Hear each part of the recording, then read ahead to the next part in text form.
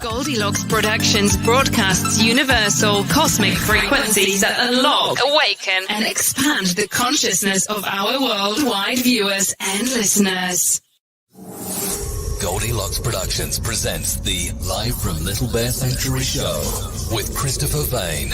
Enjoy topics such as the vegan lifestyle, sanctuary media highlights, and spotlighting new rescues.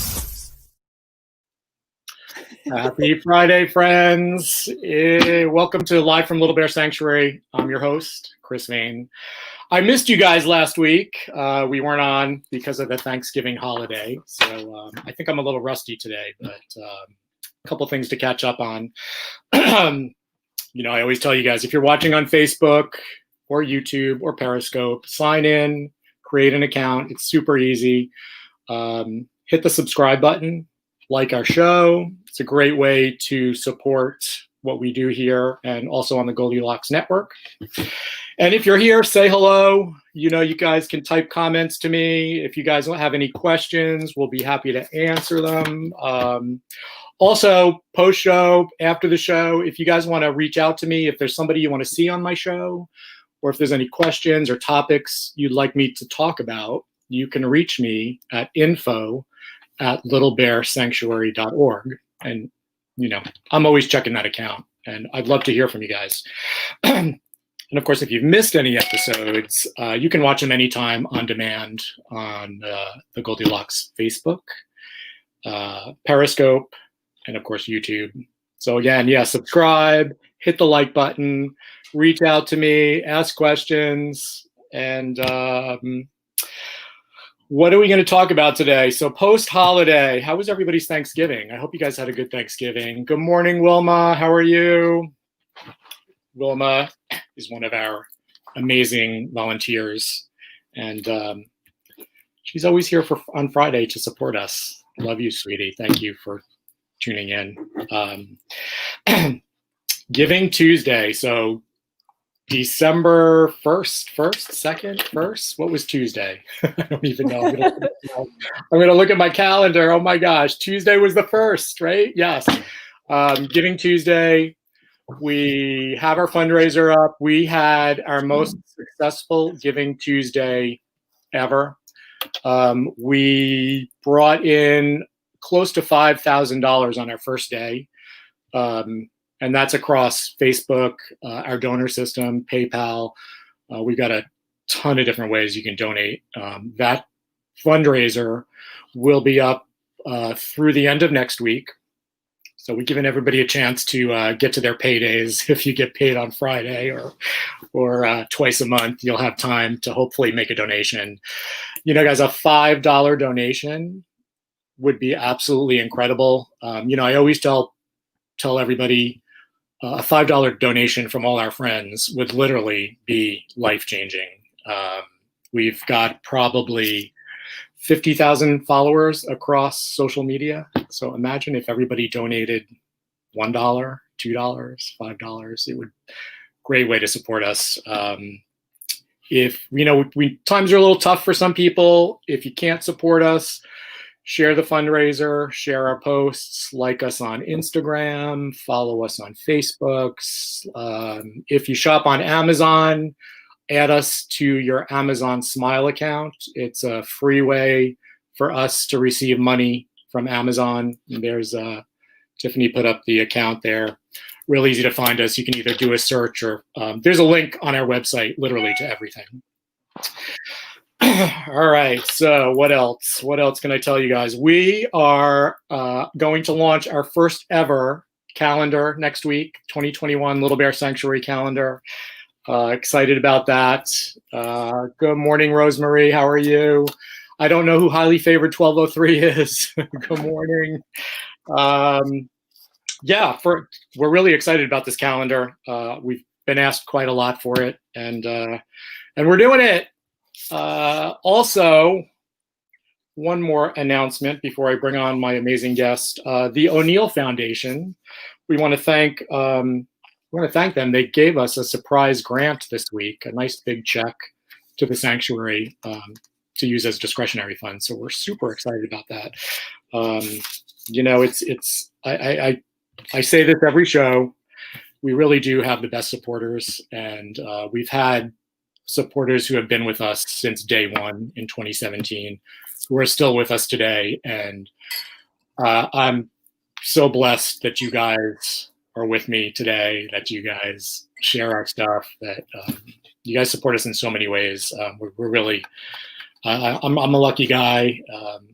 Our sanctuary is very lucky, and I get teary-eyed, so I'm going to just say thank you guys. We love you guys. Yeah. Anyway, let's get to my guest. My guest today was born in Slovenia, and she's had adventures in Oxford, Amsterdam, and Melbourne. She's worked in Manhattan for 14 years, 9 years in Dusseldorf, and she currently lives with her husband and 2 rescue dogs in the beautiful city of Barcelona. Welcome to the studio, my beautiful friend, Bianca Zvore Morris. Welcome, Bianca. Hello. How are you? Hello, darlings. I'm really, really good. I'm gonna take my glasses off because I see it's like reflection from. You're so funny. It's all good. It's all good. Actually, one of my rescues. I don't know if you saw her before, but she came here and she was looking at you when you were talking. I didn't see that. I missed it. But now she left. She's like left. looking for daddy. Yeah. So what a nice intro. Who is this? What a nice intro. I'm glad we finally get to meet in person. Yes, sort of. I agree. I'm really, it's an honor because it's so weird, because what sticks out to me the most, like when I saw, like it was your logo, you know, and then I saw like the story is amazing, how you even started, right? I was like, this is the nicest logo I've seen from all the sanctuaries. Who did this? Wow. Thank you. Thank you I very love much. it. Thank you. No, it's really cute. I don't know still why bear. You know, why not like piglet or something else? Yeah. My mom's name is Ursula, which is little bear in German. Oh, yes, of course. So, little bear sanctuary. So we decided to go with the bear. Cute. But a lot of people think we rescue bears, you know, but it's all good. Then maybe you have little bear. When it brings up a conversation, which is really nice. Yeah, and that logo was designed by our director of communications. She's really talented. Mm-hmm. She did a great job. Yeah, it's really cute. Speaking of logos and talent, we both went to School of Visual Arts in New York City. How crazy is that? I know. This was like when you said to me, I was like, oh, why is the world so small? You know? What are the chances? So I graduated many, many years ago, and I got my bachelor's degree in fine art in photography. Okay. And you did your master's in computer arts. Correctly. I mean, I have to tell you, it was such a nice experience. The people there, the teachers, unbelievable, especially like Russet Leatherman. She was just my angel, you know, and I have to say such good memories of that time. And it was hard because, like, you know, I basically, that was like post like 9/11, and I had a lot of personal problems going on.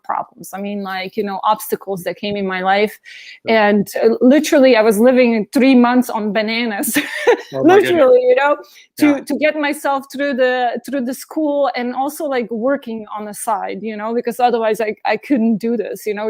It's not a cheap school. But it's incredible, and like just such fun to be living in such a gorgeous city, you know. And I feel Slovene and European, but I also feel American. And I'm married to American, you know. My husband is from Boston originally. Yeah, and we met in New York. So I feel American and European, and sometimes it gets tough because you kind of like, you know, when somebody's talking bad about Americans, you start attacking them and fighting for, you know, Americans, and the other way around. But, you know, and I was always thinking, like, what if we create like a one country where it's like a lot of like Americans living in Europe, you know, that the system, because I adore American people, but then the system is just not working. Something is off. And I feel that this like extreme capitalism has to be changed or readjusted. You know, everybody should have at least like a basic health insurance and access to universities for free, you know. So this agree. Yeah, and this is something I never understood, you know. I never understood why is this way. And then again, like you can't put me like, when it comes to the parties, and I know politics is a very sensitive topic right now. Like I'm not, and I'm not, I'm like, I am aware that whoever is on top, they're always going to be controlled by corporations and elite and probably army too. This whole military complex that we know, about the money mostly. Exactly. Politics. Exactly. Yeah. And this is something that it was really tough for me because I'm like very pro-natural lifestyle, very pro-nature, adore animals all of my life. This is something that I just can't change. Yet, like I'm also against, like I believe that like the medical system, went off the track as well. As we know, statistics are like, I think the third cause of death is basically medical error. And, I don't believe in chemicals. And I believe also that like, the whole system has to change, like how we approach the health. I'm also having problems with like, I try to educate myself really a lot, and I research into germ theory versus terrain theory, right? So why in some family, or you have like 3 elderly people, and why 2 of them have COVID and 1 of them no problem, if it's this dangerous virus that is floating everywhere around, we should be all then dead, right? Yeah. So this is something that, like people, I would hope, everybody's talking about now vaccines, but I would love them to see them talking about like eating healthy, living healthy lifestyle. Nobody's talking about that. Like, like it doesn't. Yeah. And the same is like, in other illnesses, right? Sure. I mean, there's no way if you're a healthy, happy person that it's a lot in nature, a lot in the sun, eats a lot of fresh vegetables and fruits, there's no way you can be ill. Like it doesn't work that way, right? Yeah, there's a major disconnect. And I think more so, I mean, certainly globally, but there's a disconnect between eating and health and preventative care. Right. Of course, in this country, we can get into the politics, but when I went vegan 10 years ago, I was overweight. I was on high blood pressure medication. I was on anti-anxiety medication, anti-cholesterol medication, and literally within 2 months, I started eating healthy, going vegan, and I'm not on any medications today whatsoever. So it's truly life-changing. Yeah, right. There's so many. Before I forget, so I started in Cornell University this week for my plant-based certification. I know you did it. Right? Yeah. So much fun. I'm really excited about that. How did you find that? Did you enjoy it? Yeah, I mean, you know what? I have to tell you, I love academic environments. So all this like online stuff, I wish it would be real people, right? That we could actually travel, that would be more affordable to travel. And that you could be like in this environment and meet all these wonderful people who are like-minded as us, So that was fun, but like at the same time, I feel this is like basics, Like, I don't understand, like, why. I mean, we know why, because, when Rockefeller got involved into the whole medical system and medical education, we know that the whole medical system went into the direction of sorting out the symptoms only with surgery, radiations, and drugs, right? Chemical drugs. Right. And they forgot everything what was before them. The herbs, the diet, changing lifestyle, taking somebody, to the sea to inhale, like, for instance, like pine tree, like oxygen. So this stuff, like, and I know that this is what I'm doing, using basically raw fruits and vegetables to basically help people recover from chronic diseases that basically allopathic medical system failed for them. This is not new knowledge. This has been around for, I would say, like, since the beginning of times. Absolutely. And, even in the Bible, if you think about it, like, can you, like, in heaven, you think people were eating corpses and sucking on like somebody else's titties. You know? I know. It just doesn't Crazy, work right? that way. Yeah.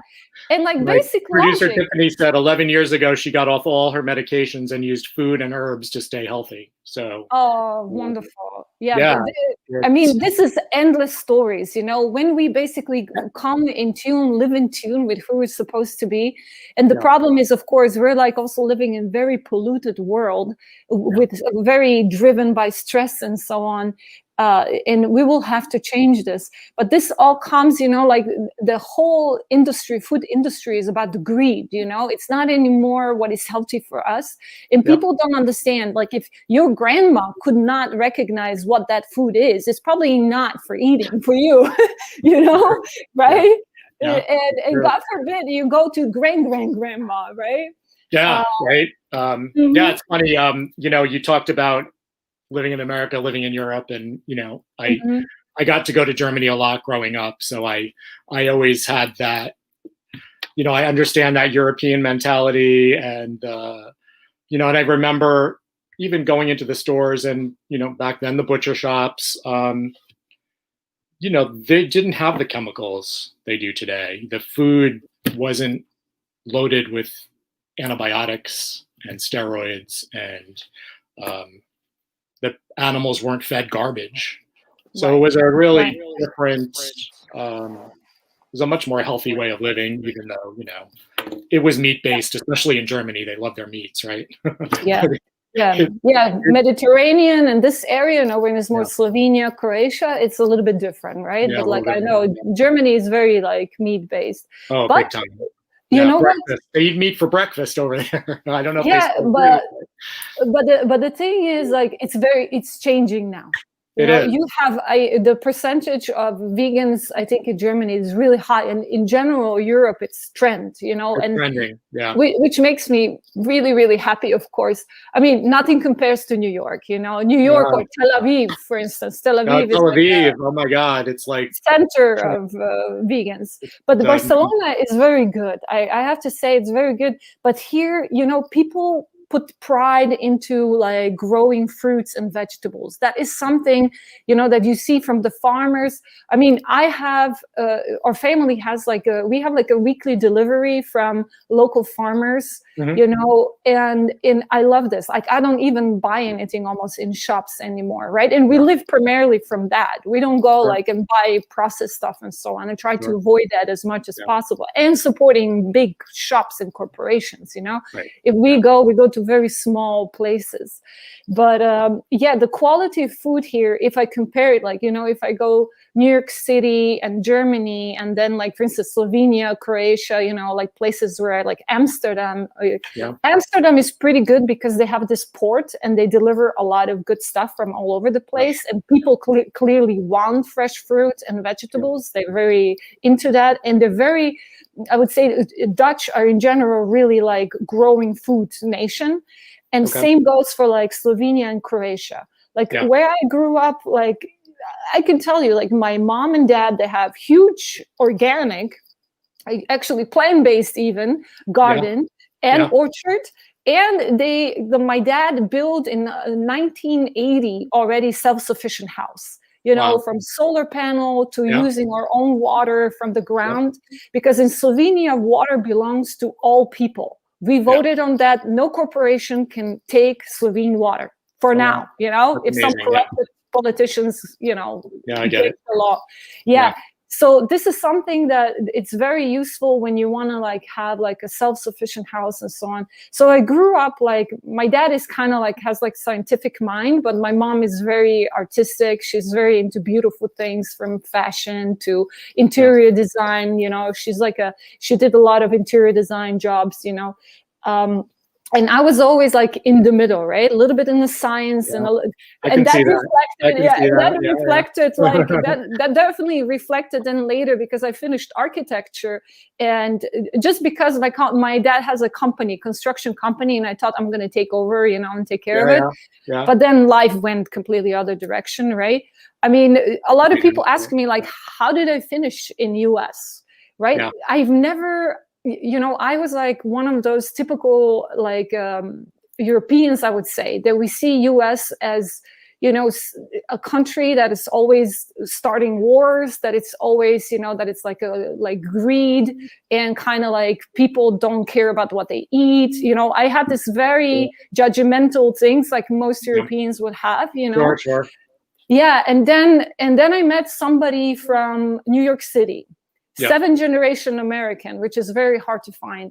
And that love basically took me, instead of New Zealand and Australia, where I wanted to go because my family lives there in Melbourne, it took me to New York City, and it was incredible. I fell in love, with East Village. I mean, that was 1999, right? A little bit before even 1997.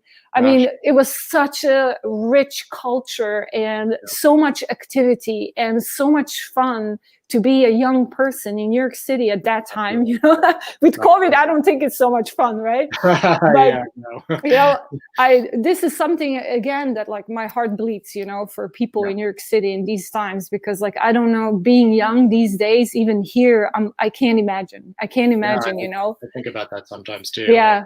It's funny you say, obviously I've lived in New York City most of my adult life. People in New York are truly probably the most friendly people I've met in any state here in the US, especially New York City. It's most people think the opposite until they go there. It is such a big, crazy city.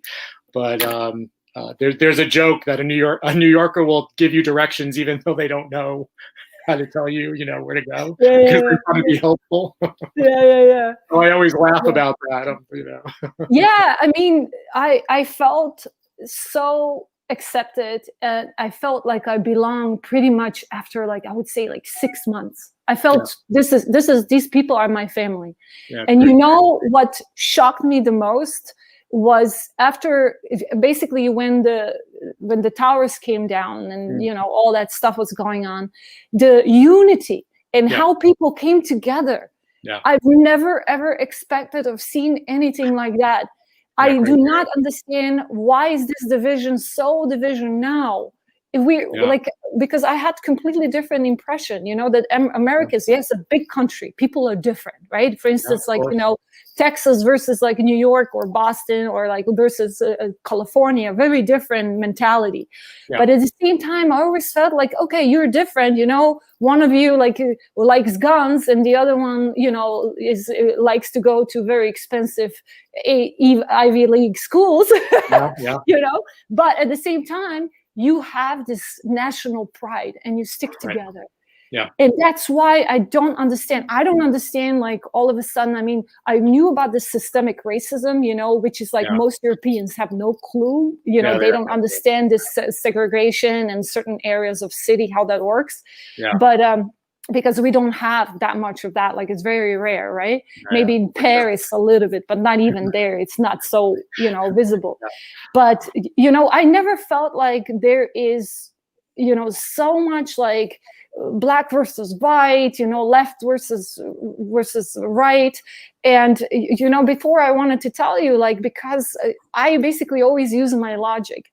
And in my country, like, in Slovenia, you will see, for instance, progressive liberals, or like really like, I'm pro gay rights. I'm very pro, like, I believe that gay people should get married and want to have children, because I have a friend couple who are raising their child, and I'm impressed. They're the best parents ever. Like, so I'm very progressive in that way. But at the same time, when it comes to shooting chemicals in my body, don't touch my body. You know what I mean? Simple as that. And that puts me immediately like on the other camp, because like, it was so interesting. Like, like immediately after I say, I'm not pro-vaccine, I just think that we should research more, and we should go and really figure out if we absolutely need this. What's the side effects? I mean, it's just a fact that, I don't know if you know, but like, I basically worked in advertising, and I was very into vaccine world and pharma world. I knew you were in advertising. Yeah, and it was my primary focus was basically from Baxter, Bayer, all these like pharma, Moderna, all this stuff, and honestly, it's a business how I see it and how we created our, promotions and so on is really business. God, completely. It is, and like, we would create a fear 3 months before the flu would come out and so on, and then 3 months later you would come up with a vaccine. They have meetings about it. I mean, why is this happening? Why does pharmaceuticals have such I always power? say the food industry makes us sick. The pharmaceutical industry keeps us sick, and that's the $1 billion. That's how it goes. I mean, is it really worth the money though? Like, how does these people sleep at night? This is my question, right? Money, money, money. Yeah, but like this money, this, we know that like this greed-driven agendas will take us all down. Like humanity, our planet is really in fragile state. There's a big shift coming. There's a change coming. I feel it. Let's talk about something more fun. Yes. Okay.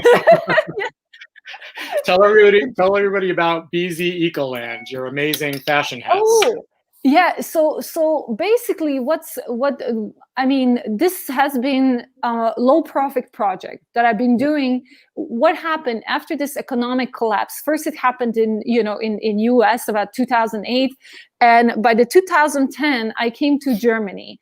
And, it's in Europe, it's a little bit harder to find a job. It takes longer than what we're used to in New York City. You're just one day you leave your project, you come on the other one immediately afterwards. So you work 2 or 3 at the same time and you work all weekends and stuff.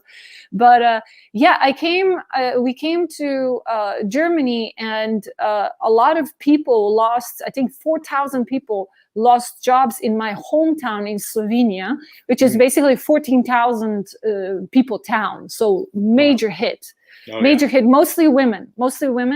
And some of them were actually people that we know, that my parents know, I know, also my mom's sister, and she's incredible, like seamstress. Yeah. And we were always like, our family was always like, my grandma was like a seamstress that traveled all over Europe, with my grandpa. So I have like a little bit like into like fashion and so on, like taste, and they asked me like, Bianca, come on, you figure out something. We got to do something. We don't know what we're going to do. And that's how I started this whole project. Oh, wow. And it was just basically 3 single moms. And, I couldn't afford to hire anybody or start some kind of big company, but I just wanted to see like, okay, how does this can work? Yeah. And no experience in fashion. Fashion is, I have to tell you, probably one of the hardest businesses I ever tried to go into. It's very competitive. People don't care what they put on their skin. They don't understand that the skin is the biggest organ and it behaves like a sponge, right? It's more like a sponge than, some kind of shield that we see it. Right. So basically I started researching all about that, and found companies in London who were making these fabrics, London and Italy and Spain. Mm-hmm. This is where our fabrics come from. And it was just basically, it's a still small project. I do it on the side. But what was really interesting, every aspect of this is very clean. Right? Yep. We're helping people, all the money goes to the people that make this, and of course for materials, and then a lot of work for me. But, this is again, like, I just wanted to help other people, be better and achieve, their dreams, right. Or at least survive. At least survive, doing something that they love and something fun. And so it's basically a vegan, sustainable. Exactly. Line. Yeah. Yeah. Everything is like healthy, natural, even colors are tested, really like I want it to be like no compromising, Of course it's vegan, right? Like, I mean, I've been now like vegan for the animals primarily 29 years. And I was lucky that my mom was vegetarian. So I'm from creation vegetarian. I honestly remember maybe I tried, but by mistake or something like that, maybe like some, in a sauce something.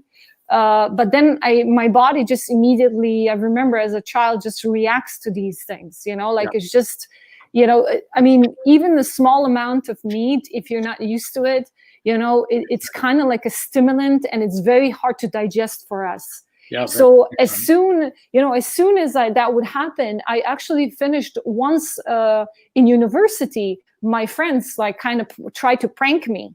And I was like, this doesn't taste good. Like, I immediately knew something's wrong, but just like 2 bites. And I was like, I finished in hospital for 4 days. Oh, wow. Yikes. Yeah. Because you do not develop naturally these enzymes and what you need, this acids that you need to digest the meat if you're not created that way. And for sure. But otherwise, I gotta say, I was like a long-term, like, very vegan who was eating everything. And honestly, I do not want to, like, for me, if you want to be a junk vegan, I always say, rather that I want to see the whole planet be a junk vegan, than like, harming our living beings and earthlings, Somehow in my head, it's been very clear since the beginning, since I was a kid, that us harming others cannot give us anything good. That energy and that, what you get from eating other earthlings is it just doesn't make sense. Why are we doing this, right? The animals are our friends. We should take care of them, And it's tradition. It's tradition. But I can assure you, like, for instance, my grandma in old Yugoslavia, in Croatia, basically, northeast Croatia, where it's a lot of farms and everything. I mean, these people ate meat once per month. Right. They had like 3 pigs and 20 chickens that were running all over the place. A cow that was basically worth more than everybody together, than people, that was treated like a queen and slept in a room next to them, and this is very different attitude, but we cannot go back to that. That's not possible. It's too much people. So, but I remember like her, treating these animals really with respect, and she had hard time killing them. Eggs and milk, that were kind of, when that happened, was okay. But that's why, for instance, when they would kill a pig, that pig would last a whole year to feed 3 families, and they would put, it was polenta and a little bit of pig fat on there, it was very different what people imagined that was somebody in Europe was eating at that time. And that was like 50s, 60s. After war, I think a lot of people in Europe did not eat a lot of meat because there was, after war, it was really totally different lifestyle. Yeah, absolutely. And they were the healthiest ever. They were really healthy. This is incredible. My grandparents in Germany had a farm, veggies, fruit, and all that. And they, as much as Germans eat meat, it was all fresh garden fruits, veggies, soups. There wasn't stews and milk from a dairy cow that was, not forcibly pregnated and all that stuff.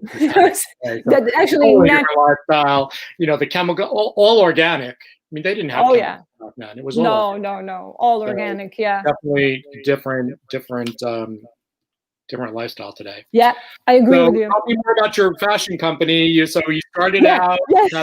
People. Where's? I know you got some awards. You won the most sustainable company. Best green fashion brand, and the 10 best eco fashion designers in Germany. I don't like to brag. Like, I try to, keep it quiet about all this. We like to brag. But that's amazing. Thank you. Really amazing. Yeah, thank you so much. It was incredible. Like the event in Vienna, it was like, I believe this was one of the nicest things that happened to me in my life. And I was so honored. And, and one thing that was very important, that you see that people actually care and they like people doing stuff like that. And they want to support that. The problem is like that people don't understand the price of the clothing, right? You cannot, if everything is ethical and everything is clean, and because it's smaller production, right? The prices, of course, immediately higher. And that is then hard for people to understand. I mean, I understand, because we're so indoctrinated and we're so used to like this cheap import from Asia, you know, where people suffer, and not to talk about like a child labor and like exploiting people over there. And we don't see that, you know, we don't see that. So when you give something to people that is really ethical and great and wonderful, you know, they don't have the money to buy that, you know, they don't feel that this is where they want to invest their money. And I understand that, but it's worth it. You know, I always wear like linen and natural materials, cotton, you know, this is always like very important to me. And I get a rash, like my body, you know, I believe when your body is really clean, it tells you immediately, I don't like this, you know, natural cosmetics, like try washing my hair now with something that is not natural. Oh my goodness, I'm going to be probably scratching all day, right? You know, but this is good, I believe. You know, that's interesting that you bring that up, because I think a lot of people, you know, they get a rash, they immediately take a medication to stop the rash instead of figuring out, why do I have this rash? Exactly, the real reason. What did I use? What did I put in my body? You know, they immediately turn to the medication instead of like, okay, why is this happening to me? And what is very important to understand that, you know, these chemicals that we're bringing in, the main thing is food, of course, but then it's also environment, you know, like the cosmetics, the detergents, the cleaning solutions, clothing, so on. But we can really improve that, because the basic thing is like, why diet is so important, because it's directly what you eat. This is what your cells are going to become. This is like, you know, you choose like a brick for your house, right? And brick has to stronger, better materials you have for their brick stand, like the house is going to stand longer and be safer. Same is for our body. We are literally what we eat. And once, I don't know, like why this like media and like, you know, this medical system kind of convinced us that our bodies just spontaneously breaks. That is never the case. Your body will give you like messages long before you get very ill. Let's say cancer, right? Cancer, the so scary word. Cancer is just what we call extreme acidosis, when a lot of your cells are basically stagnating in lymphatic waste, plus because your digestive system is not working, a lot of obstacles in there, you know, you're not getting nutrition via blood from the food, you're not getting nutrition, of course, we don't eat proper food, you're not getting nutrition to these cells.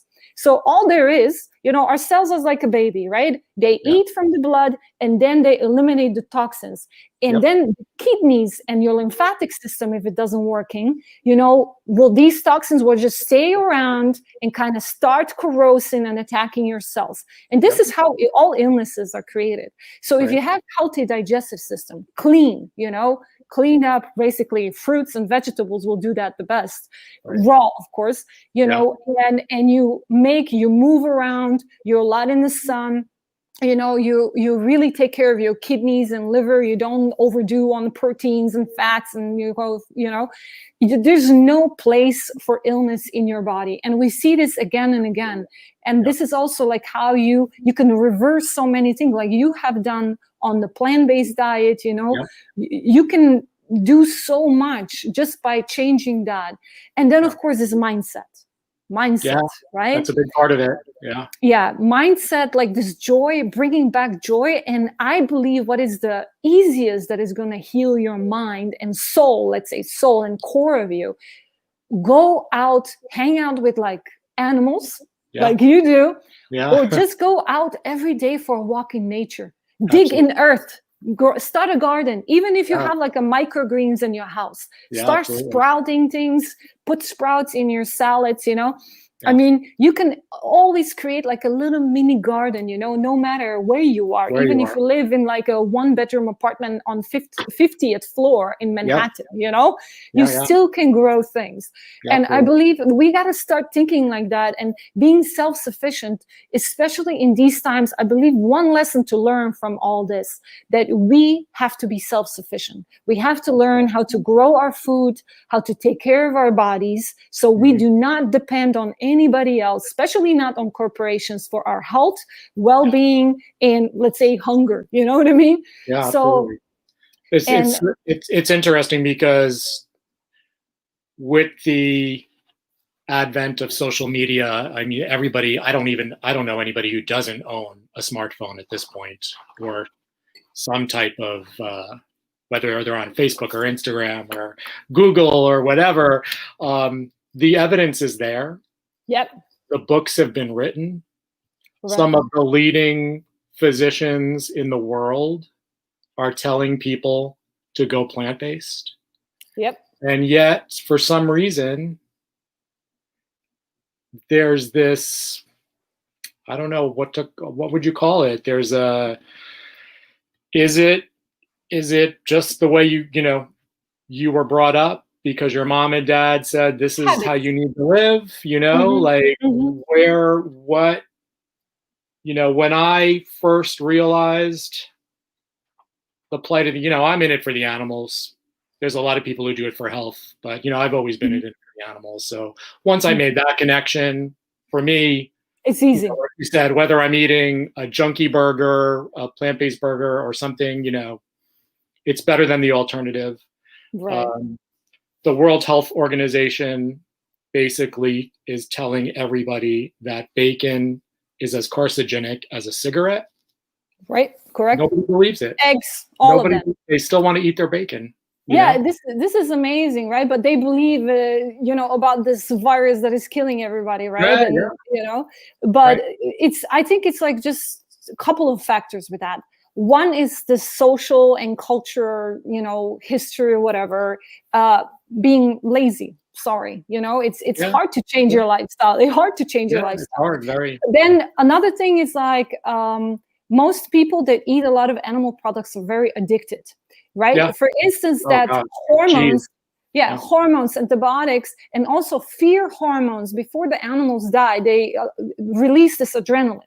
And this adrenaline works on our adrenal glands as a stimulant. So you feel like high, right? It's literally addiction. It's like basically sniffing cocaine, and it's very hard. I think it's correct. Yeah. And it takes about like a month to get off of that. And it's not easy, but once after this month, you're like, I don't want this. Like, my dad was like with me fighting about this like for 20 years, he was like, crazy vegans, like they're all crazy. But then he had lung embolism and what saved him?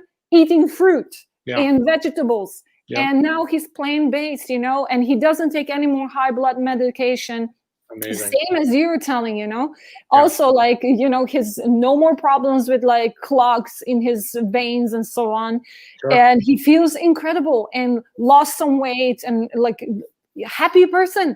I can actually talk to him now. Before, with my mom, because my mom is vegetarian, went vegan long time ago, like 12 years ago, with her, I had no problem communicating with her. But it's my dad was, it's always They have that macho. I have to eat meat, like exactly. But my husband is basically also 9 years now, and he was a typical American when I met him. He was eating whey powders, a lot of chicken and turkey because he was like an athlete, and he thought like, if I want to get muscles, and eggs, he would eat like 5 eggs for breakfast. I was like, oh, and imagine, and I was fruitarian already when I met him. Oh gosh. Okay? So now this extreme's incredible. But I think Gary Yourofsky and the Earthlings movie, I believe that kind of, because his mom was adopting dogs for a very long time, and he grew up around cats and dogs, and he kind of made this connection quite quick. Always ethical, cats, right? And then he was trying to improve his health, and I was telling him, listen, like, that plant-based athletes are actually superior to I call them zombies. It's mean. So sorry. Like to the people. I call them like, flesh eaters. What can I tell you? Zombies. Zombie. What are you going to call them, Oh, goodness. That's not nice, but like, it's literally what it is. And I would tell them, like, stop being a zombie, please come to the bright side. You will see, you will feel better. And And he did start having some health issues and improved that and improved more and more and more, and now he's like 9 years, and like, I can't, he says to me, I can't even imagine, like, I have no clue why I was eating what I was eating, it's really no need. When it clicks, like, and you look back and say, oh my God, like, what was I thinking? Yeah. Exactly. And then one thing, that plant-based eaters or vegans don't understand, right? That we still, because of this abuse and all this negativity and all this stuff that we're putting in for so many years, we do have some problems that, I feel that, like, then the raw and cleaning up your body, I'm not saying you have to be vegetarian for life or anything like that, but like, if you take some time and do a couple of juice fasts, clean up your intestines, clean up your body, for a couple of months, maybe a couple of weeks, whatever, you again improve your health another level, right? Absolutely. Yeah. And this is something that, maybe a lot of vegans don't understand, that, wholesome, raw, we're the only animal that cooks our food. Yeah. Sure.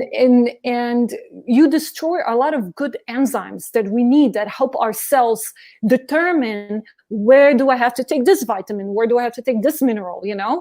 Because a wholesome food is created. For instance, like an apple is created that our body recognizes each little piece of it and knows exactly what to do with it.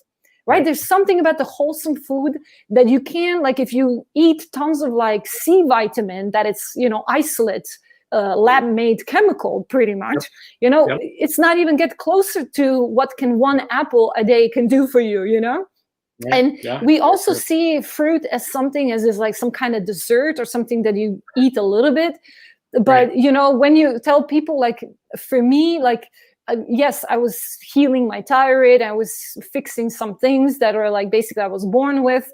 But when you say to people that like 80% of your diet, and let's say 60% of your diet is fruit, they're like, oh, all this sugar, are you crazy? Right, that's my first thought. Yeah. Yeah. And they don't understand that actually this kind of diet, not only that makes me feel good and more energetic and fixed my problems that I couldn't fix only with plant-based diet, right? It's another level, more electricity, more vitamins, more minerals, more water that goes, structured water that goes in deep cellular hydration of your cells. It's the best water you can get is from fruit. Exactly. Yeah, and because our body knows people who literally just get their water from fruit. I'm sure you're one of them. Yeah, like they would never water from the tap is disgusting to think about, but bottled water is even worse. We always need because of plastic. For me, like, I'm saying drink when you're thirsty. But if you're eating a lot of cooked foods, you're going to be more thirsty because your body will not know how to use from that food water, right? Because these enzymes are killed. So your body cannot recognize, okay, I have this structured water here. Where do I have to take it, right? But when we go back to the roots, right? If you go outside, right? Like, maybe we can touch a little bit, why we think people are basically frugivores and they're not herbivores, right? Because a lot of vegans think, oh, we're herbivores. Well, we're not. You're not like a cow or an ox or, like horse, just for plain reason. You come outside on the field, you have a field of oats and you have a tree with the apples, let's say, or oranges, whatever, fruit. Right. So please, show me how you're going to eat oats. The cow will come and the horse will come and like, so good and yummy. And I'm going to probably break my teeth eating that, right? Yeah. We have to grind it. We have to process it in order to eat it. Yeah. So this is why, for instance, grains are not really so much of a natural food to us as we think they are. Also, if you think about it, like, I know that my grandma used like, this gluten that is like in stuff in the grains, right? It's like goo, So combined with animal products, grains and animal products together, that will create like a ball inside your intestines and glue on top of, your colon and block that mucosa, little polyps that get the nutrients out of the food. And you're going to not get any nutrients, right? You're going to have constipation.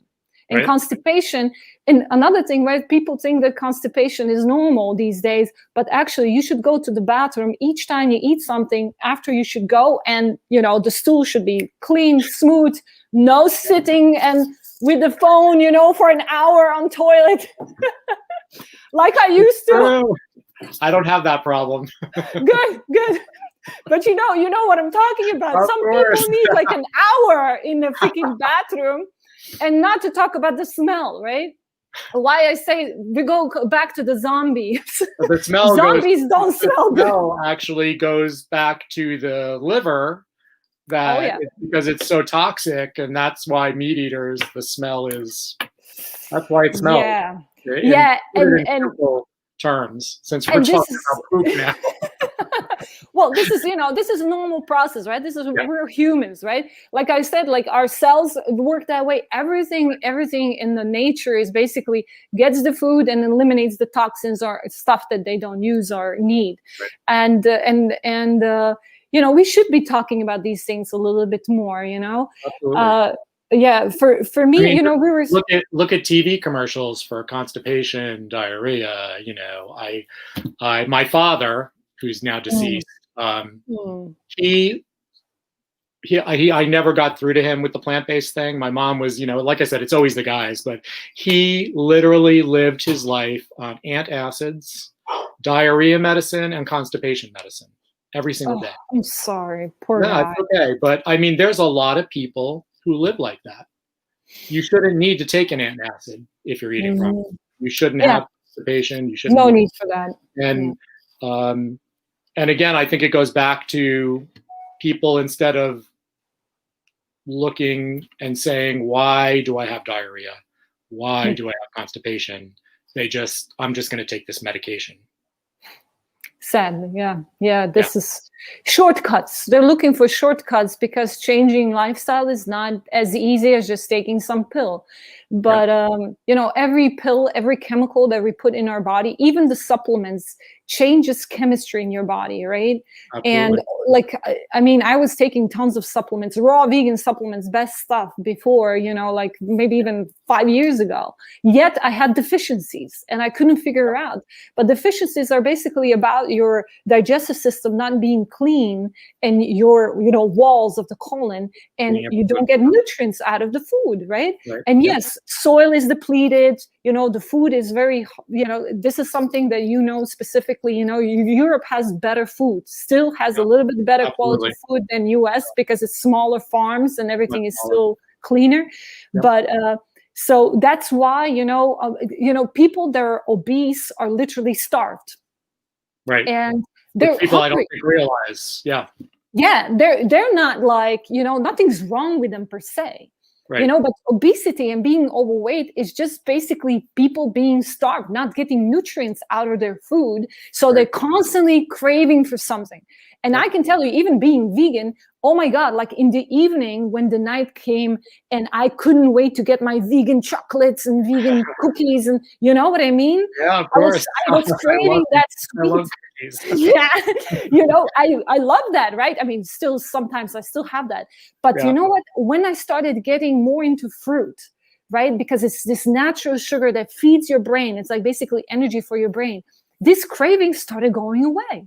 Yep. Now, instead of like chocolate, I just bring like 5 or 10 apples, peel them, and like I stuff my belly, and I'm thinking, oh my God, how much I ate just now.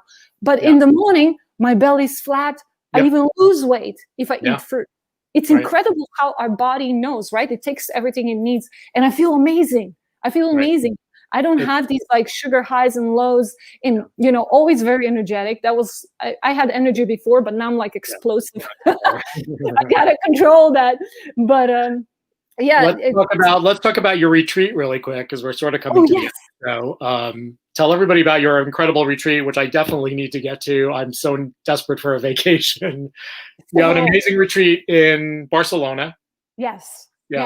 So this is something different that people think. This is not like a bunch of people coming together and singing Humbaya, Hola, Hoa. Even if I would love that, I would love to have that. But we basically, like, it's one-on-one kind of, or one-on-two luxury thing. You come and you basically experience our lives. We have national park over here. So we walk in this, like, there's like, you can walk for 20 whole day in these hills above Barcelona. So we're next to that. Amazing air. Then we have the beach. 15 minutes ride. Then we have our own pools, and we have like a closed down, like this whole natural resort almost. You know, it's kind of coming like a luxury resort. And then we have like a separate, almost separate apartment, right? Like a walk-in closet and bathroom and everything. The only thing that you share with us is basically kitchen. And I offer also lessons every day, 2 hours. We talk about, you know, like natural healing, you know, how to balance your life. And it could be about, you could be coming here for, I have people who come here for weight loss, models that need to tin up really fast and they don't want to, you know, hurt themselves. You know, have people who basically suffer, you know, who have no other choices but because the medical system, basically they have like a last stage of cancer and they have nothing else to try or do. And we have very versatility of people. And I like to be one-on-one so I can really pay attention to you. We talk about emotional stuff. I'm a Reiki master, so I help a little bit with Reiki as well. Wonderful. It's more of a, like, you become our family. And if you're scared of dogs, then maybe that's a little bit tough. But they're cool, you know. Yeah, they're cool. They're really cool, you know. And I believe like this energy from the animals being around, it's so important also for healing, you know. And this is something I was thinking I need to make a video specifically about, you know, how much energy and positive things animals give us, you know. And I'm not talking about only dogs and cats, but in general having, we're so connected, you know, we're so connected. Absolutely. Well, it was great to finally talk to you and get to meet you sort of in person. Thank you for being on my show today. You definitely have to come back because we have so much more to talk about. A lot to talk about. Maybe we can go a little bit more into health and nutrition. Yeah, that'd be awesome. I know a lot of people are maybe interested in science behind it. But for sure. You know what? How nature works, closer to nature, better, and less is always more. Our body really understands simplicity the best. What comes from the tree into our mouth, that's the best. You know, you can deny that. You know, it was a lot of fun. And you, listen, you know, that I love your sanctuary. We'll talk. And we'll talk some more. Yeah, great to see you. Thank you so much. Thank you. We'll talk soon. Bye, sweetie. All right. Well, I really enjoyed that. I hope you guys enjoyed that. Elizabeth, hi Elizabeth, how are you, sweetie? Melissa Parks, hey Melissa, how are you? Catching up on everybody watching. I hope you guys enjoyed that. Yeah, gosh, I wanted to cover so much more with Bianca, but we'll definitely have her back. Her retreat, let me tell you guys, her retreat in Barcelona is incredible. I definitely hope to get to visit her one day. You can check it out on her website, which is orangeelia.com. Right there. Thank you, Tiffany, right there. Yeah, check that out. She's got an incredible sustainable fashion house that supports women, specifically in Slovenia. It's definitely a luxury brand. Beautiful designs. She's won a lot of awards for it. So you can check that out. I think there's a link on her website for that, but it is, what is her website? bzecoland.com. There it is. Thank you, Tiffany. All right. What are we going to close the show with? Going down my list here, guys. All right. Let's see who's next week. Here we go. Next week, my guest is the amazing Jamie Lynn. She is the owner of, of Sugar Taco out in LA. Look her up. Check out Sugar Taco. It's an amazing, it's a vegan Mexican restaurant, and I'm really excited that I get to interview her next week. So You guys are really going to enjoy that one. End of the year, Christmas is coming. Check us out on Amazon. You guys already know, smile.amazon.com. List Little Bear Sanctuary as your nonprofit. We will get a percentage of money from Amazon of your total shopping, as long as you shop, and we keep getting a check. It's been really great. Patreon. So relatively new. Our Patreon is up. We've actually done a lot of posting to Patreon. We've got 2 new rescues coming today, Ozzy and Harriet. They're goats, and they'll be arriving shortly after the show. So we're going to get them up on Patreon first. And we're really excited to meet them. They're coming from Miami, and we'll give you a little bit about their background. We don't rescue a lot of goats, but I'm really excited to meet these 2. And Goldylocks Productions Patreon, also a fabulous way to support all the productions here on the Goldylocks Network. On Mondays, we do a show. Tiffany hosts a show called The Spiritual View, and it's kind of like The View, but it's all of us from the Goldylocks Network. And we talk about all different subjects. I've been having a lot of fun on Mondays with that. So check that out. Sponsor an animal. Of course, you can sponsor any of our animals for $25 a month. You'll get a picture of them. You'll get their background story. We'll send you updates. And we've got a lot of animals that still need sponsors. You can find everything at littlebearsanctuary.org. And of course, so many free ways to support us. Like us on Facebook, like us on Instagram, subscribe to us on YouTube, on the Goldylocks Network, Facebook, Patreon. What else can I tell you guys? I think that's it for today. I had a lot more to tell you, but there's next week for that. And I'm really excited to be back.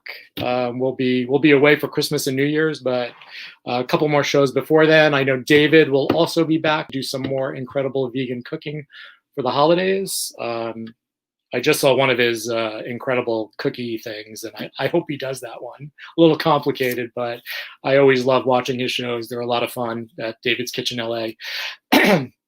Anyway, I'm out, guys. Thank you for watching. Love you guys, and remember that peace begins on your plate. Bye, everybody. Don't want the fun to end? Grab more refreshments. Then head over to the Goldylocks Productions YouTube channel. With the huge selection of shows, the fun doesn't have to end.